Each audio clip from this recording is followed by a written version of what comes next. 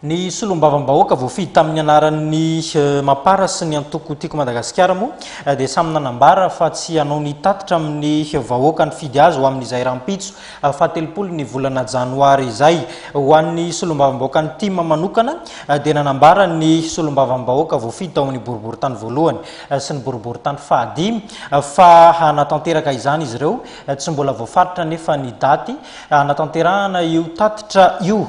Izay no mahakasika an'iny fa fitakina nosy epasa tanterahan'ny etsikeny Madagasikara miaro ny nosy malagasy dia isy ny famorim-bahoaka tanterahana eny amin'ny tranom-pokon'olona Analakely sy eny Akatsoeny. Ny etsika goavana mifanandrify amin'ity fitakinany Ilzy Eparsa ity dia mifanindran-dalana amin'ny fanamariana ny 7 marsa ho avy zao. Mitony fitakinany nosy manodidina Eparsa tanterahan'ny etsika Madagasikara miaro ny nosy malagasy hoy Andriamatoa Rajona Andrianjaka. Raha ny fanazavana any 7 martsa fahatsiarovana martirin'ny ady ho an'ny fahaleovantena ny 7 martsa 1770 no isy ny etsika goavana ho tanterahana. Mialoha izany dia misy ny etsika samihafa izay atao.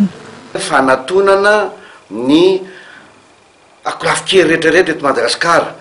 Ao ny mpianatra, ao ny mpivarotra, ao ny syndicat, henontsika ndray zao fa hoe ho amidy ery Madagasikara. Ho atonina daholo zany reny akolafin-kery misy eto Madagasikara reny, ao ny any amin'ny faritra. Zay zany no nanomboka natao.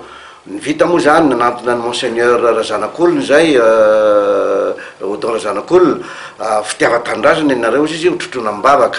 Anantona ny FJKM zay, anantona ny reo ray aman-dreny am-piangonana zay, anantona ny Silamo zay.